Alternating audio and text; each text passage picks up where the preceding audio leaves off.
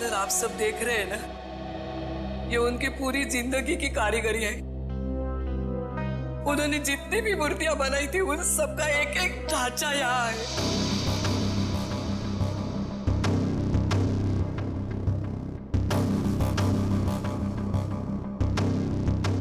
वो वाला नहीं दिख रहा है? कौन सा वाला? वो सुमित जी की जो मूर्ति का ढांचा है।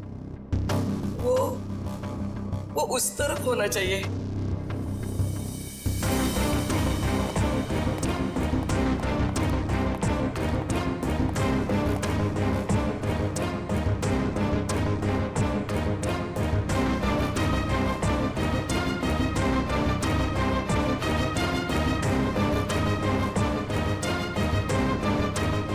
आप क्या देख रहे हैं? ये मिट्टी देख रहे हो? यहाँ पे कोई ढांचा था जो अब नहीं है। अर्चना जी, हाँ वो सुमित कुमार जी की मूर्ति का ढांचा यहीं पे था? हाँ यही था। ले गए? सर आपका मतलब उन चोरों से थे नहीं? सुमित कुमार जी की मूर्ति का ढांचा चोर चुरा के ले गए। ऋषि जी का खून इस ढांचे की वजह से हुआ है। लेकिन सर, सुमित जी की मूर्ति का ढांचा चुरा के चोर क्या करेंगे? उस ढांचे की मदद से सुमित जी की नई मूर्ति बनाई गई और उस लाश को उसमें डाल दिया गया। लेकिन सर हमें कैसे पता चलेगा वो लाश किसकी है? साड़ू के साहब लगे हैं ना लाश का चेहरा बनाने में। एक बार चेहरा बन जाए सारी कहानी सामने आ जाएगी। हाँ डॉक्टर साहब, बन गया चेहरा?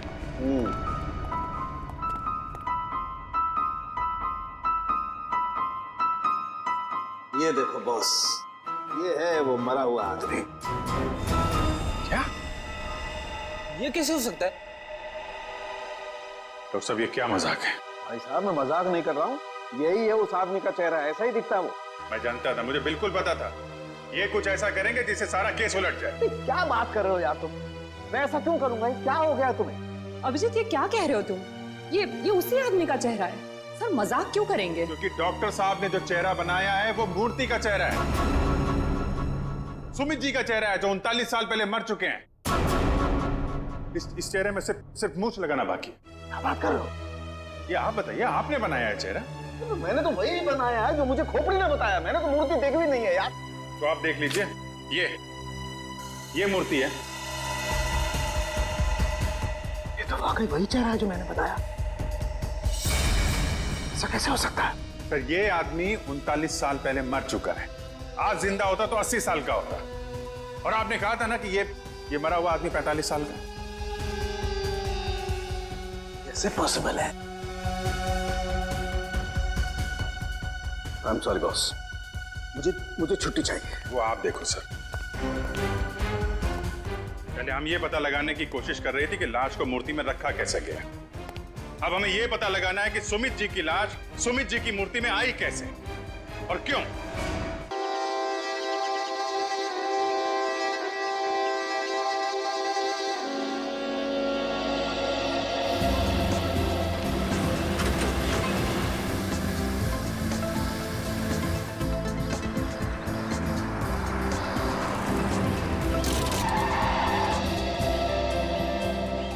अवनी एक काम करो, गाड़ी को रिवर्स गियर में लगाओ।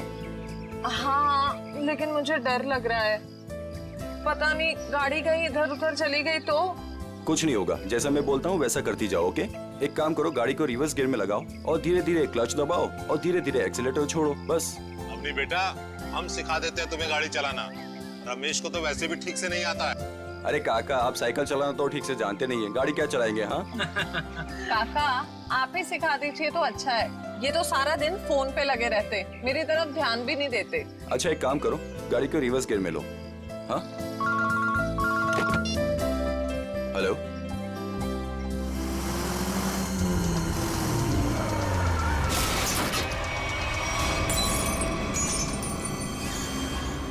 अवनी ये तुमने क्या कर दिया? हाँ बदबू कहां से आ रही है?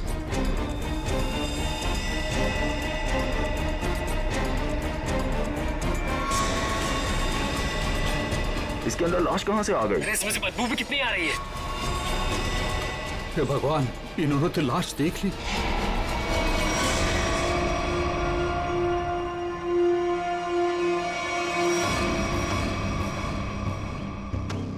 इस मूर्ति का बेस तो एकदम अच्छे से बनाया गया है, कोई लापरवाही की गई ऐसा लगता तो नहीं है।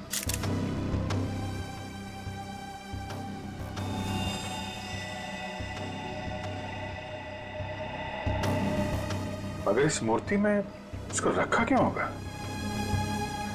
और वो भी ऐसे चहल पहल वाली कॉलोनी के बीच में रखी गई मूर्ति, वो भी ऐसे कॉलोनी के बीचों बीच जहाँ पे इतनी चहल पहल है।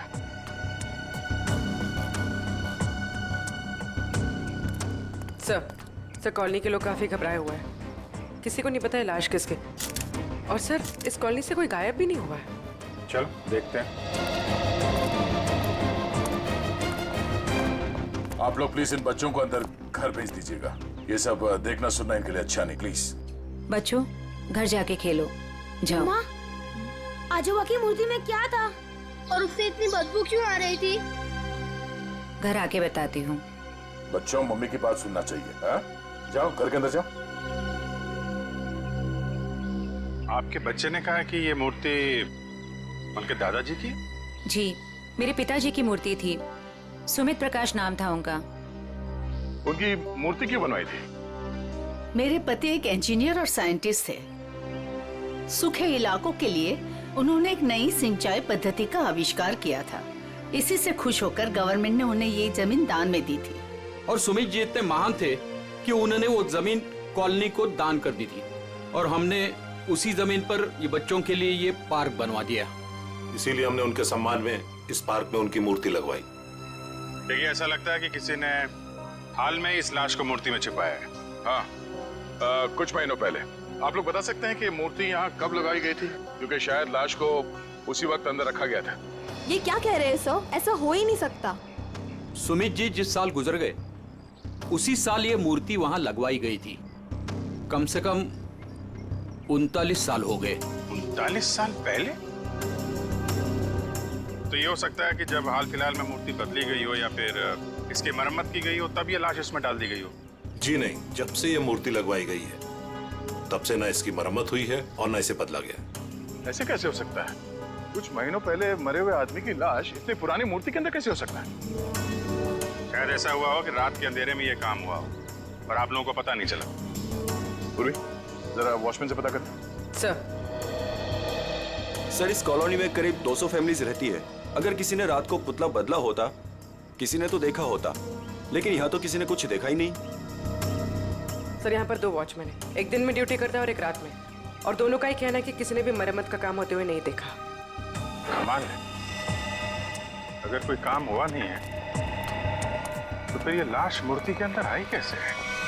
सचिन, 39 साल पहले ब्रॉन्ज की मूर्ति खड़ी की गई हो, तब से लेकर आज तक ना किसी ने उसकी मरम्मत की, ना उस मूर्ति को बदल दिया।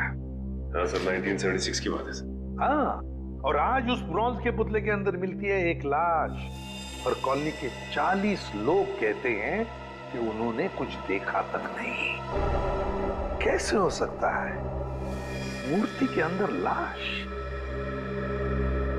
2 ही तरीके आते हैं मेरे दिमाग में। एक, या तो पुरानी मूर्ति के अंदर लाश रखी, या फिर नई मूर्ति बनाकर उसके अंदर लाश डालकर उस नई मूर्ति को पुरानी मूर्ति की जगह रखी गई और पुरानी मूर्ति गायब कर दी गई होगी। सर लेकिन ब्रॉन्ज की नई मूर्ति बनाने के लिए तो कई दौर से गुजरना पड़ा होगा। पहले तो उसने प्लास्टर ऑफ पेरिस का ढांचा तैयार किया होगा, फिर उस ढांचे से उसने नया सांचा तैयार किया होगा, और फिर कम से कम 1200 डिग्री सेल्सियस पे उसने उस ब्रॉन्ज को पिघलाकर उसमें डाला होगा, और फिर उसके टुकड़े किए होंगे।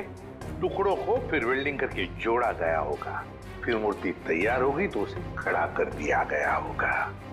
ये कुछ चुटकी भर में थोड़ी होता है, बहुत टाइम लगा होगा, बहुत टाइम लगा होगा। और सर लाश को मूर्ति में रखा गया होगा, मूर्ति को कॉलोनी में लाया गया होगा, और फिर पुरानी मूर्ति की जगह रखा गया होगा। पूर्वी, इतनी बड़ी मूर्ति कोई गोदी में उठाकर तो नहीं ला सकता। उसे लाने के लिए ट्रक या फिर कोई बड़ी गाड़ी लाई होगी, उसके साथ साथ उसे खड़े करने के लिए क्रेन लाया गया होगा।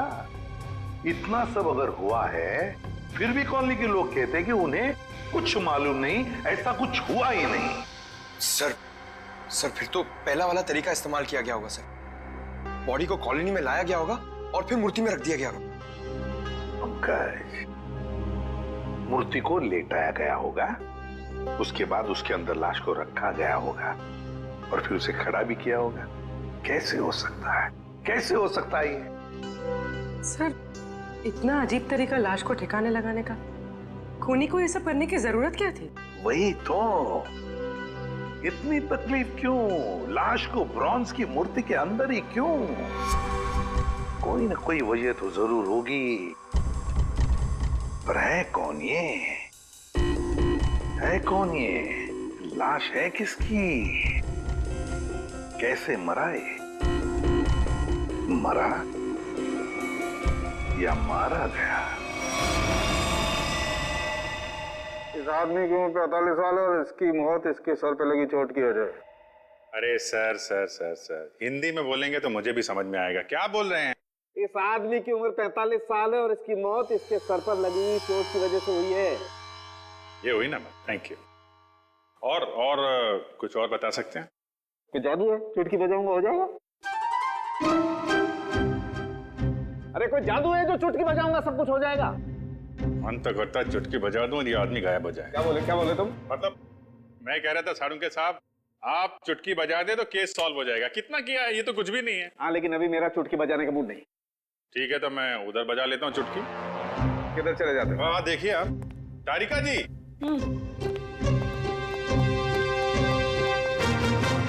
कुछ मिला आईडी वाईडी आपको? ना आईडी ना वॉलेट, कुछ नहीं।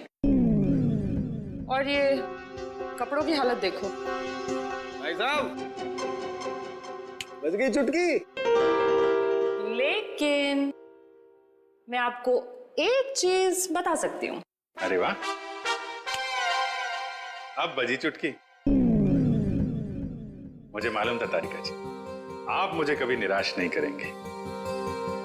बताइए। मैं आपको ये बता सकती हूँ कि ये लाश कितने समय तक उस मूर्ति में थी। अच्छा, कितने समय से? ये लाश ब्रॉन्ज की मूर्ति में बंद थी, वातावरण के प्रभाव में आए बिना। कुछ टेस्ट के बाद ये पता चला है कि 2 महीने से ये लाश उस मूर्ति में बंद थी। ओह, मतलब इस आदमी का खून 2 महीने पहले हुआ है? लगता तो ऐसा ही है। लेकिन सर, किसी ने इस लाश को देखा किसी ने उस मूर्ति में रखते हुए?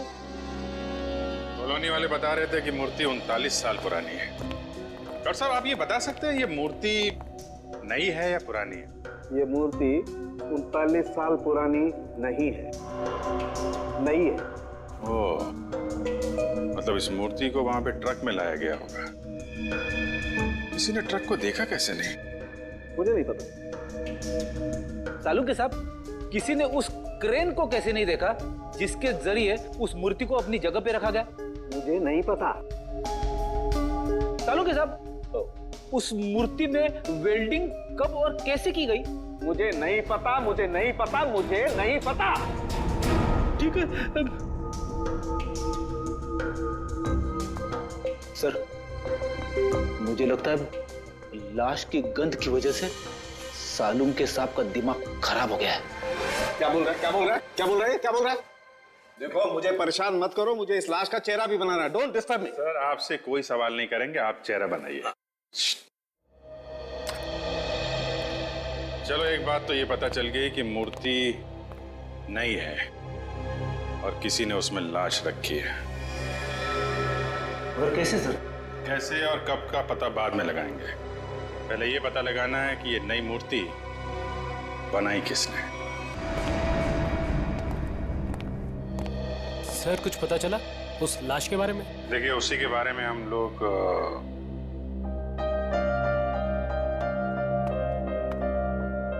बच्चों, हमें आपकी नानी और मम्मी से कुछ जरूरी बात करनी, और बातें ऐसी हैं जो आप लोगों को नहीं सुननी चाहिए।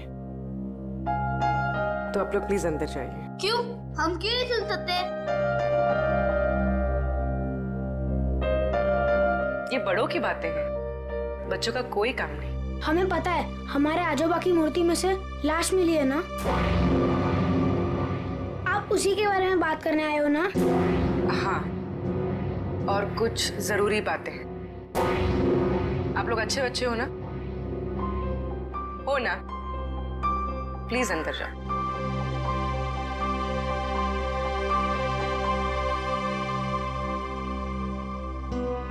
सर बताइए ना, क्या पता चला आप लोगों को? एक्चुअली इस केस की जांच को लेके हम थोड़ी उलझन में हैं और हमें लगता है कि आप सुलझा सकती हैं इस उलझन को। कैसी उलझन? और मैं कैसे सुलझा सकती हूँ? दरअसल ये सब हमारे परिवार वाले जैसे ही हैं। जब से शादी करके आई हूँ इसी कॉलोनी में रह रही हूँ। ये लोग सब कुछ जानते हैं। आपको जो कुछ भी कहना है इनके सामने कह सकते हैं। ठीक है। आपके पति सुमित जी को गुजरे हुए करीब 39 साल हो गए, है ना?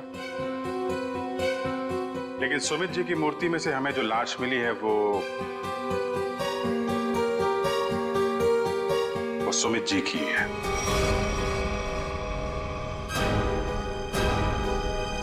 ये कैसे हो सकता है? ऐसा ही हुआ है।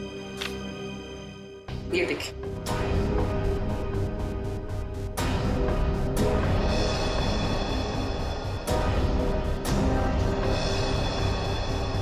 इतने यकीन के साथ आप ये कैसे कह सकते हैं? हाँ हाँ, ये हो ही नहीं सकता। जरूर कुछ भूल हुई है आप लोगों से। कोई भूल नहीं हुई। ये एक साइंटिफिक मेथड है जिसमें लाश की खोपड़ी का चेहरा बनाया गया है और यही चेहरा बना है सुमित जी का। लेकिन मेरे पिताजी की लाश कैसे आ सकती है? ये मुमकिन नहीं है। वही तो, लाश की उम्र करीब 45 साल की है। आपके पिताजी जिंदा होते तो 80 साल के ऊपर के होते हैं। अब बात यह है कि 80 साल का आदमी 45 साल का कैसे हो गया? ये मैं कैसे जान सकती हूँ? अब आपको नहीं पता तो हमें कैसे पता होगा? चेहरा तो बिल्कुल आपके पति का ही है। सर, उनकी मौत के बाद उनका अंतिम संस्कार मैंने ही किया था। अगर किसी ने लाश बदल दी हो या कहीं किसी तरह वो जिंदा भी होते तो भी 80 साल का इंसान 45 साल का हो ही नहीं सकता। वही तो, यही बात हमें परेशान कर रही है। अच्छा, आपके परिवार में कोई ऐसा आदमी था जो बिल्कुल सुमित जी से मिलता जुलता हो? नहीं, जब से मैं उन्हें जानती हूँ या जब से मेरी शादी हुई है मैंने तो ऐसा किसी को नहीं देखा जो उनकी तरह दिख रहा हो। चूंकि उस मरे हुए आदमी का चेहरा हूबहू आपके पति से मिलता जुलता है और उन दोनों में कोई संबंध है या नहीं, ये जानने के लिए मालती जी हमें आपकी थोड़ी मदद चाहिए। कैसी मदद? अगर आपको बुरा ना लगे तो हमें आपका डीएनए उस मरे हुए आदमी से मिला के देखना होगा। यही एक तरीका है सच्चाई को जानने का।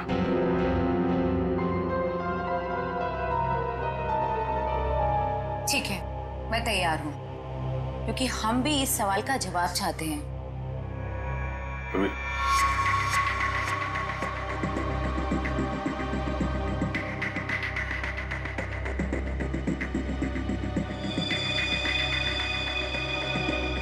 Thank you. हम फिर मिलेंगे और तब जवाब के साथ मिलेंगे। आता रेखा जी, डीएनए रिपोर्ट आ गई? पार्शियल मैच है। क्या पार्शियल मैच है? देखा, इसका मतलब सालू के गलत नहीं था बॉस। ये आदमी सुमित के परिवार का ही। बाप का डीएनए बेटी में भी है और इस मरे हुए आदमी में भी। निश्चित रूप से ये आदमी सुमित के परिवार का ही कोई है। अगर ये सुमित का रिश्तेदार है तो किसी ने इसे पहचाना कैसे नहीं? कोई तो होगा जिसे पहचानता। ये बड़ी चौंकाने वाली बात है। आपने जो इसका चेहरा बनाया था उसकी फोटो हमने अखबार में भी भेजी, लेकिन ऐसा कोई भी आदमी सामने नहीं आया जो इसे पहचानता हो। अगर ये इसी शहर में था तो किसी ने तो इसे देखा होगा। कोई तो होगा इसके पहचान वाला। तारिका जी, आप तो जीनियस हैं। ऐसे क्या कह दिया मैंने? केस सॉल्व कर दिया। हो सकता है ये आदमी इस देश का हो ही ना। हो सकता है कि मरने से कुछ समय पहले इस देश में आया। ओह, इसीलिए किसी ने इसे पहचाना नहीं। हाँ, पिछले 2-3 महीने की इमिग्रेशन रिपोर्ट्स चेक करनी होंगी हमें। पंकज, आज के अखबार में मैंने अपना राशिफल देखा। जानते हो क्या लिखा था उसमें?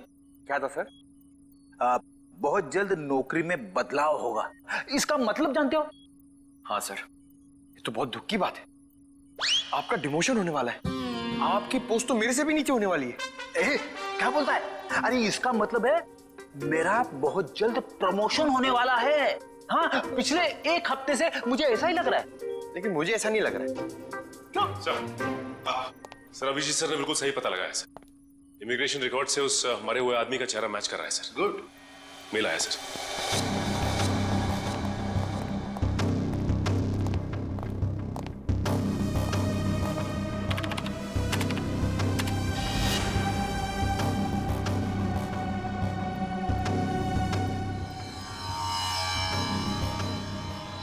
सचिन, ये तो बिल्कुल सुमित जैसे ही दिखता है।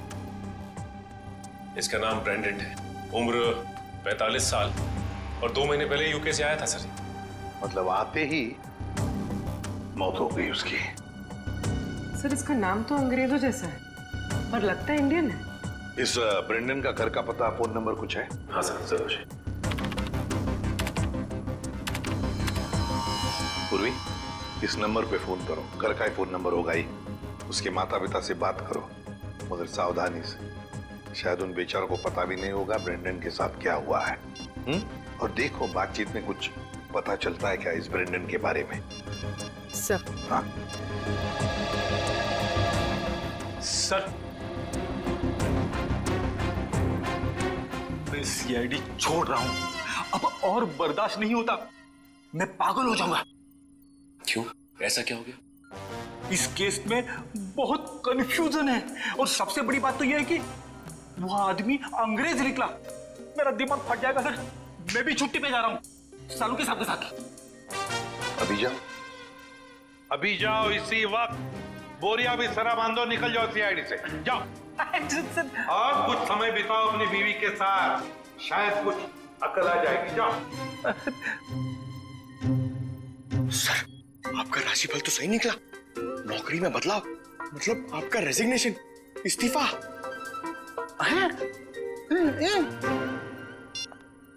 सर। हाँ पूर्वी, बात हो गई? हाँ सर, एक और चौंकाने वाली बात पता चली। क्या? सर ये ब्रेंडन सुमित का बेटा था। ब्रेंडन सुमित का बेटा है? वो कैसे? उसकी पहली शादी से। सुमित ने बियाट्रिस नाम की एक अंग्रेज औरत से 1970 में शादी की थी। बेटे को जन्म देते हुए वो औरत मर गई। बीवी की मौत के बाद उसका दिल टूट गया और वो अपने इस बेटे को लेकर इंडिया वापस आना चाहता था, लेकिन उसकी बीवी के घर वालों ने बच्चे को आने नहीं दी। इसलिए बच्चे को नाना नानी के पास छोड़कर वो इंडिया आ गया। और इंडिया में आने के बाद उसने अर्चना से शादी की और अपनी पिछली जिंदगी मिटा दी। किसी को कुछ भी नहीं बताया। और इसीलिए सुमित के इस बेटे ब्रेंडन के बारे में यहाँ पे किसी को भी कुछ पता नहीं था। Yes sir. हाँ, लेकिन ये ब्रेंडन इंडिया आया क्यों आया ये?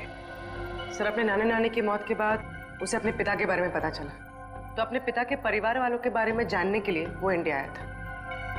कोई आदमी अपने परिवार के बारे में जानने के लिए इंडिया आता है और यहाँ पर उसका खून हो जाता है। नहीं नहीं नहीं नहीं, ये कोई और ही चक्कर है। सर, अब इस ब्रेंडन के खूनी तक हम कैसे पहुंचेंगे? शुरू से शुरू करके। सॉरी सर, आपका मतलब क्या था? एयरपोर्ट से पंकज, एयरपोर्ट से। जैसे ब्रेंडन एयरपोर्ट पर उतरा, पता लगाएंगे वो कहां गया, कैसे गया, किससे मिला।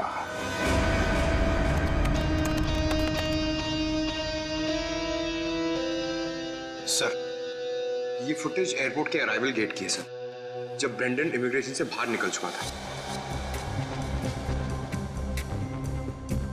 सर, ये रहा ब्रेड, ये कैप वाला आदमी ब्रेंडन से मिलने आया। कैप की वजह से उसका चेहरा ठीक से दिख नहीं रहा। जरा जूम करो उस पर।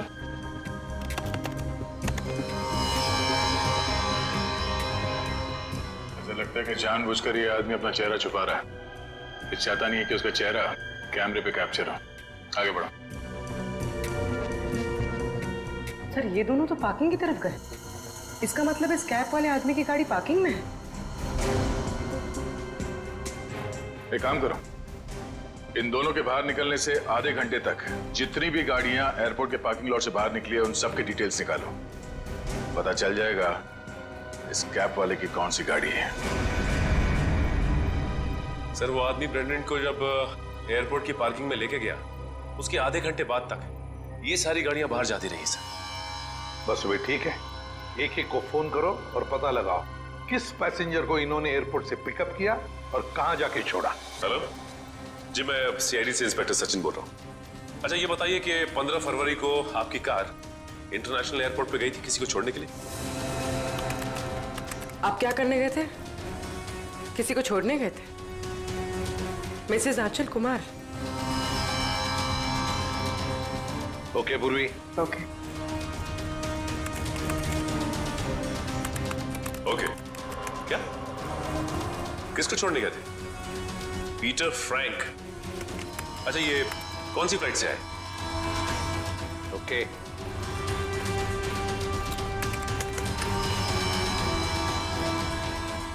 मिस्टर डिसिल्वा,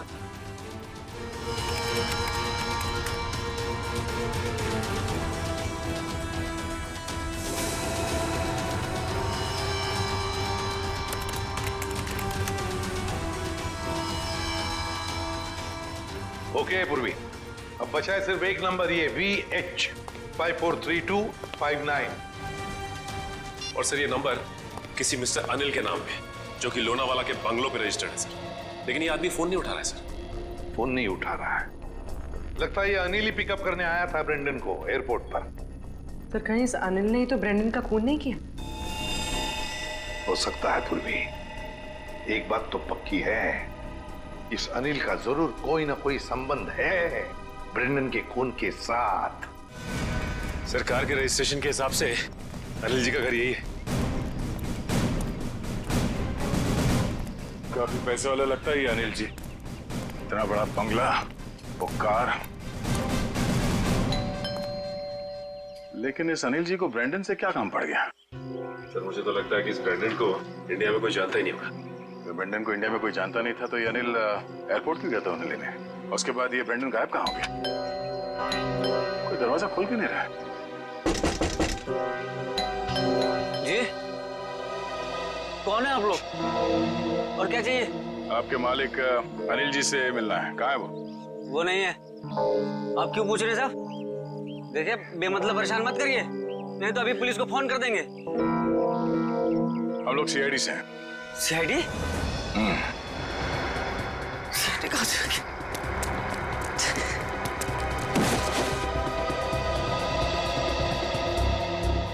अब ये हमारे किसी काम का नहीं है।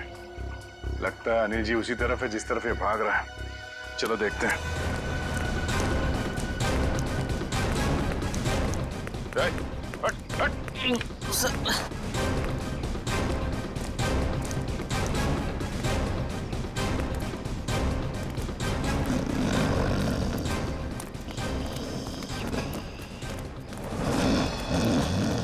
लगता है यही अनिल जी है। अनिल जी,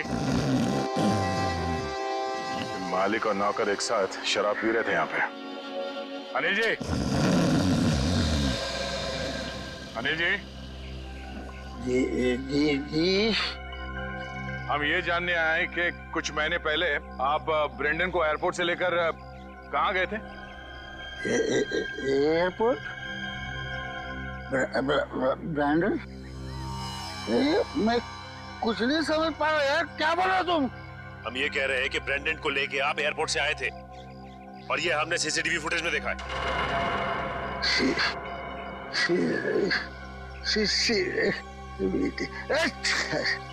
अनिल जी, आपकी कार कौन सी है?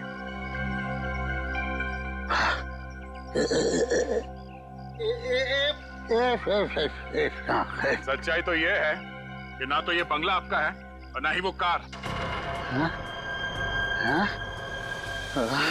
बाप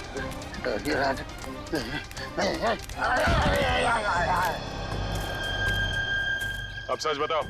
सर मैं कुछ नहीं जानता सर मैं तो एक मामूली सा वॉचमैन हूँ सर। वॉचमैन, ये मेरा मालिक है ना, मालिक उसने अपना बंगला और कार मेरे नाम पर कर दिया सर।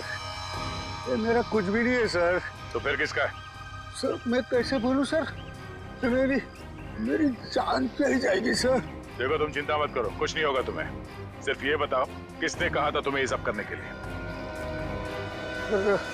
क्या बात है, आप लोगों ने हमें यहाँ क्यों बुलाया? कुछ पता चला क्या? हाँ, एक चौंकाने वाली कहानी। ये कहानी हम आप लोगों को भी सुनाते हैं।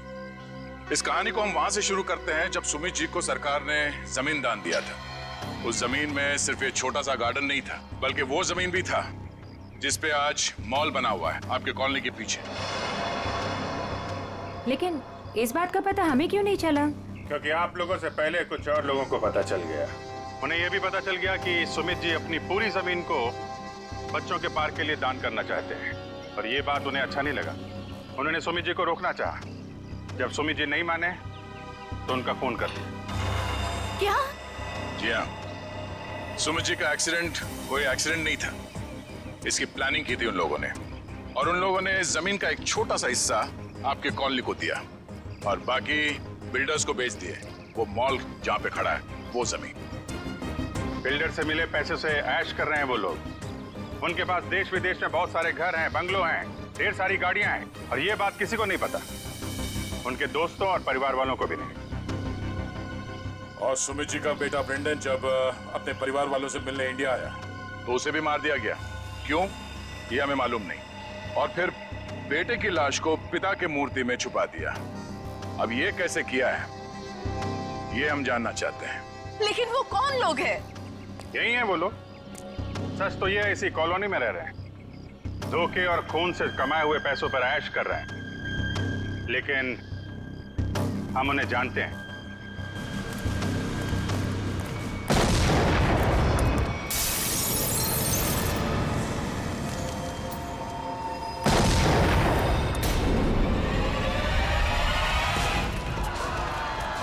अजय आपको पीछे आइए, जल्दी।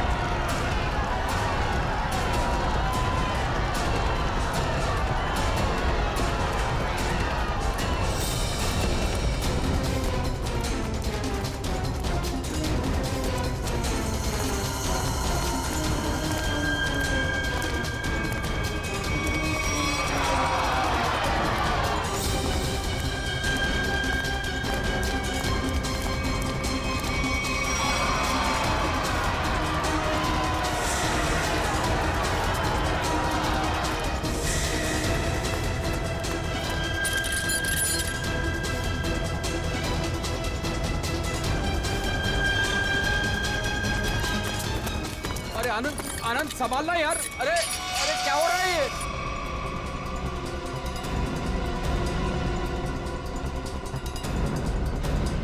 कहाँ भाग रहे हो? अरे सर उतारिए हम लोगों को। सर मर जाएंगे हम। सर नीचे उतारिए प्लीज। सर हमने तो तुम दोनों का नाम भी नहीं लिया था। हाँ, मगर तुम लोगों के लोनावले वाले बंगले पे गए थे हम लोग। नीचे उतारिए ना। अरे तुम लोग तो वैसे ही गिरे हुए आदमी हो। सुमित जी और ब्रेंडन का खून किया तुम लोगों ने। नहीं सर, वैसे हमें पता चल गया, तुम लोगों को मालूम पड़ गया था कि तुम्हारे करतूत के बारे में हमें पता चल गया। सर नीचे उतारिए प्लीज। इसलिए कॉलोनी वालों की जान को नुकसान पहुंचा है। हाँ? और अब उसका भगदड़ का सहारा लेके भाग रहे तुम लोग। सर उतारिए हमें। सर नीचे उतारिए प्लीज। नीचे उतारिए ना। मर जाएंगे सर। सर नीचे उतारिए ना।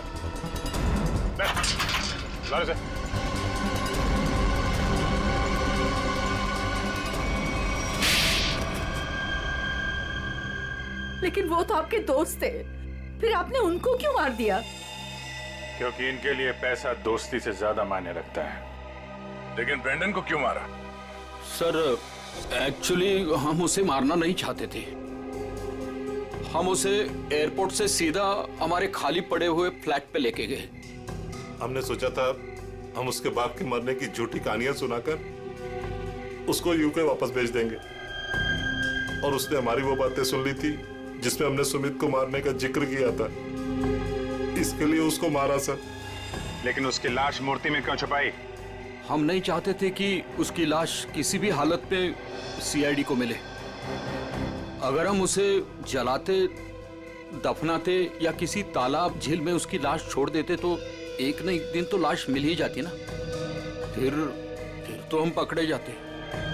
इसलिए हमने उसकी लाश सुमित की मूर्ति के अंदर डाल दी थी ताकि कोई ढूंढ ना सके। इसीलिए तुम लोगों ने निशित को मार दिया, उसके गोडाउन से सुमित जी के पुतले के ढांचे को चुरा लिया और नई मूर्ति बनाई। हा?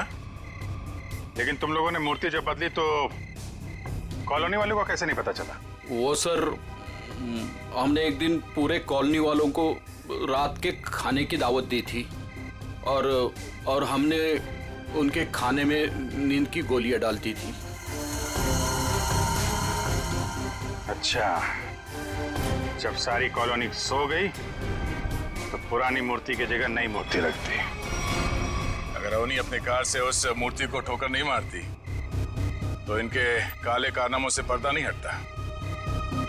लेकिन सच्चाई में एक ताकत होती है जो कभी छुपती नहीं, और जुर्म में भी वही कमजोरी होती है, वो भी कभी छुपती नहीं। इन्हें हमारे हवाले कर दीजिए, इन्हें सजा अब हम देंगे।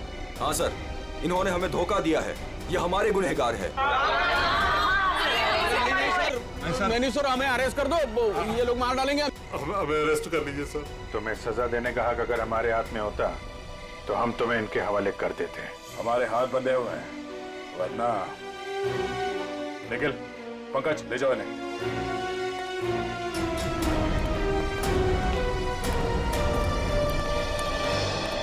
बेटा, आप लोगों का बहुत बहुत शुक्रिया कि आप लोगों ने ये गुत्थी सुलझाई और छिपे हुए गुनहगारों को पकड़ लिया। ये तो हमारा फर्ज था, लेकिन हम पूरी कोशिश करेंगे कि मॉल की जमीन भी कॉलोनी को वापस मिल जाए। आपके पति का जो सपना था वो पूरा होके ही रहेगा। खुश रहो बेटा, खुश रहो।